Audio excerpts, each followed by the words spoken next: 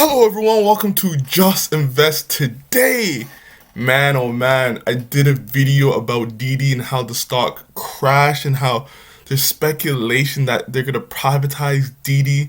They're delisting it off the New York Stock Exchange.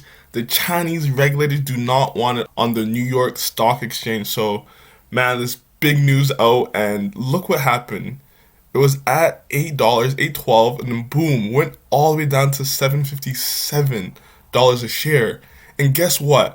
I bought into DiDi. Yes, I said it. I bought into DiDi. I bought around 400 shares, $4,000. Because look what I'm seeing. I think this is a good opportunity to get quick money, right? So let's go. China asked DiDi to delist from the US on security fears. So before I begin on this topic, guys, please like this video, subscribe to my channel, man. Please, thank you. Help me get to 1,000 subscribers.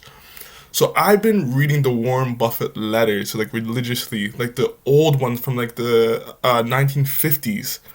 And guess what? Warren Buffett, the way he made money, I'm gonna do a whole video on this, but he had his portfolio divided into three sections: generals, which is undervalued securities; workouts, which are stuff like this; and then he had controls.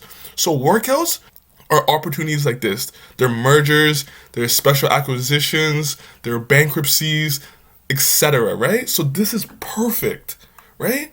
So Chinese regulators have asked DiDi Global, top executives, to devise a plan to delist from the US. People familiar with the matter said.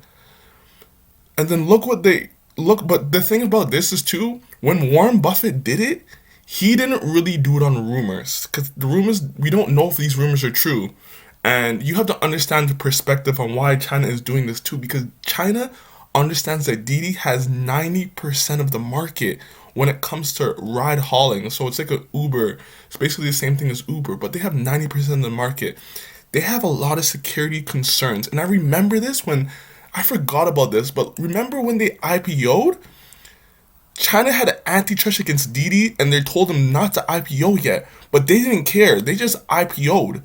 And then this week, DiDi was putting the finishing touches on its plan to raise up to $10 billion on the initial public offering in New York. China's antitrust regulators began an investigation into the business practices of the company that commands 90% of the China's ride-hauling market.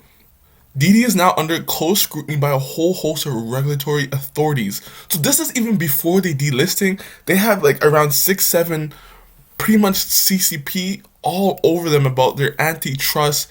And you gotta think about it like this way, because DiDi actually knows where everyone is going, where everyone's at. They deliver food. So it makes sense that they have so much like scrutiny on DiDi to make sure no information leaks out, because all the officials, top officials, CCP officials use probably DiDi for ride hauling. So they don't want that information leaking out. So this could be the reason. I'm not sure if you guys believe that, maybe, but that's what they were saying basically, and that's my kind of speculation. But DiDi said that wasn't the issue. They just still IPO'd and they knew all the risks, blah blah blah. So look at this proposal. Proposals under the consideration including a straight up privatization or a share float into Hong Kong. So guys, remember, this is not investment advice. This is what I did. And I'm not sure if you're going to do it, but make sure do your own research. But the proposal will likely be at least $14 the IPO price. So that's what I'm thinking.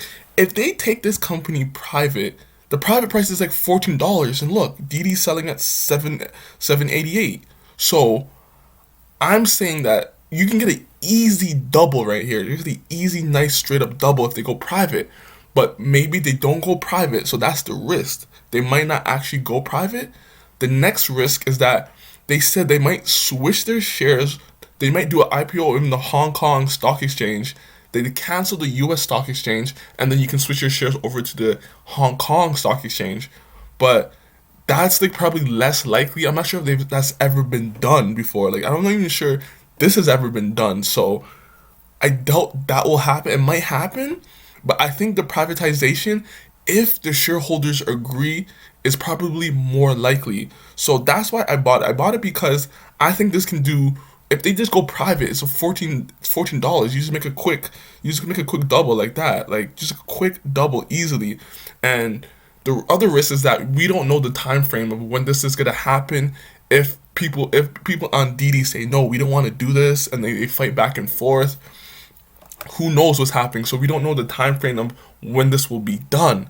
But I think this is a good quick play to double your money, man. So take it or leave it, and that's what I'm seeing. But this is huge news, guys. Do you think this will affect Alibaba in any way? Because there has been articles saying that Alibaba is okay, it hasn't been touched, like they paid their dues already when it comes to the Chinese government. This was just DiDi because they have 90% of the market, so they're going to be heavily scrutinized and making sure all that sensitive information doesn't get out.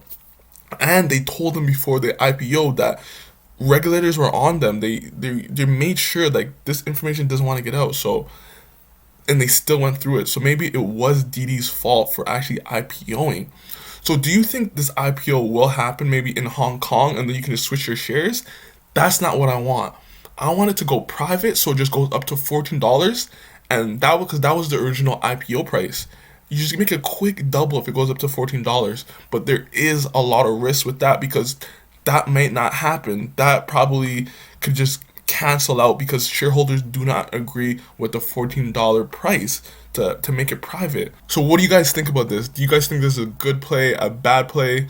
Do you think I'm risking my money? What do you think? Leave a comment down below, subscribe, and I'll get back to you in the next video. Peace!